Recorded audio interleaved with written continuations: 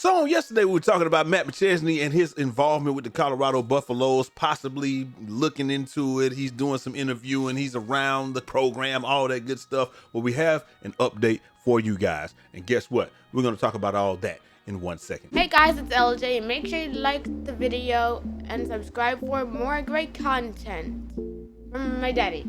But before we get started, make sure y'all like this video and comment y'all thoughts down below, because y'all already know we're trying to go with this thing to the moon, Alice. Hey, we got the to the moon thing, man. It's out there. And if nobody told y'all this today, y'all my brothers, my sisters, my family, love each and every last one of y'all. Real quick, check out the site, man. Link is down in the description. Breeze Tees. We got the to the moon shirt, tons of other stuff, man.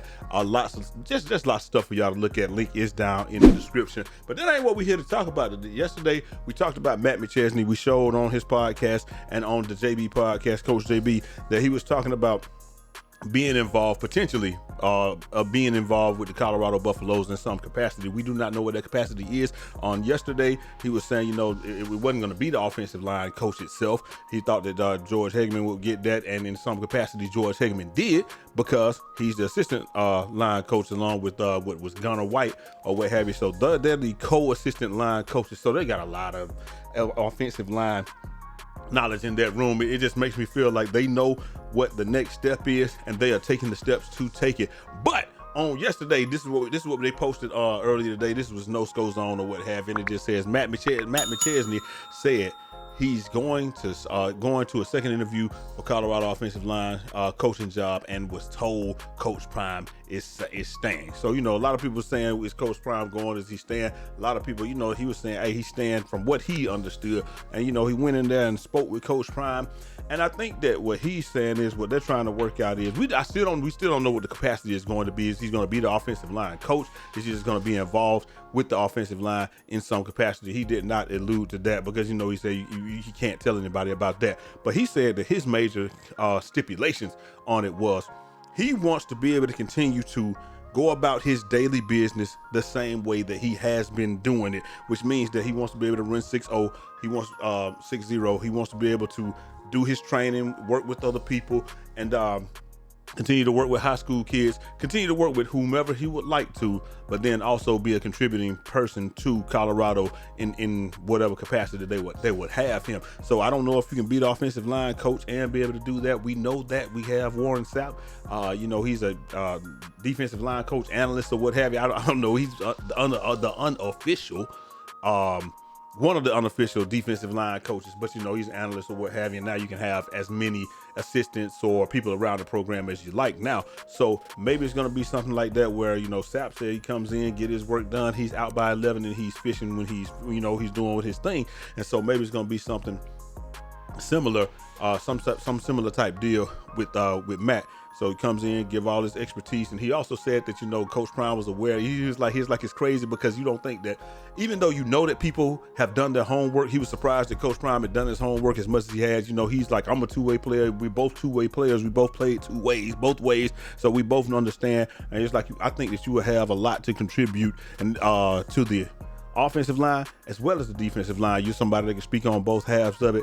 And you know, it's a good thing, because as an offensive lineman, you know what you would hate to go against as a defensive lineman, or in a defensive lineman, and having played the defensive side of the ball, you know what you hate in an offensive lineman. So you can speak to both parts of that from a high level overview or what have you. So this is it'll be a good thing. Like I said, we still don't know. They're still working out the particulars.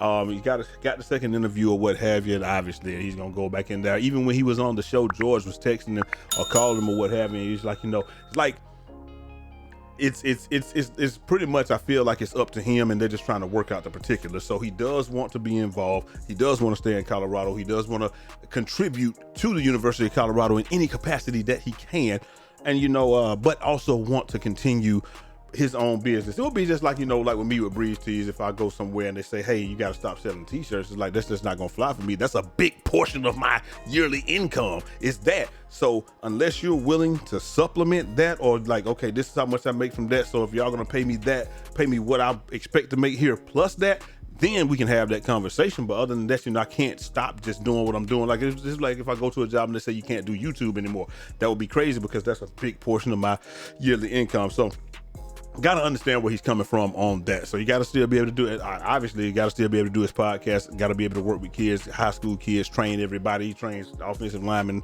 from everywhere, what have you. So he wants to continue to be able to do that, but also work with the University of Colorado. So I guess he just doesn't want to have any exclusivity the issues. He doesn't want that, but at the same time, he don't want to be breaking any NCAA rules. Like, am I breaking any rules by being affiliated with this, employed by this particular university, and then I'm also training high school kids as well? So that's what you're saying. He got to work through that. They got to make sure that all that's capable. We will see how that happens, man. It'll be a great addition in whatever capacity he could be, and I think he's one of those people. He bleeds black and gold, and like he really wants to be involved with the program, really wants the Buffs to be back to the glory days. And he's one of those guys he's just such a genuine guy, man. Just like you were talking about Bob Uecker yesterday, with just a bit outside and stuff. Like, bro, that's so dope that you forget sometimes these guys are regular people and stuff like that. So it's dope to watch his podcast and see that he's just a regular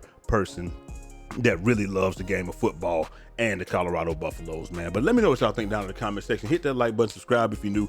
That's the update that we have. We don't know if he's accepted, been offered, any of that. I believe that he has been offered, but they're just trying to iron out the details and stuff. And you don't want to say anything until you know for 100% sure. Let me know what y'all think down in the comment section. Hit that like button, subscribe if you're new. I'll holler at y'all next time. Till next time. It's your boy Jay Easy, aka Fresh from the Barbershop, BK of the People's Town. Godspeed.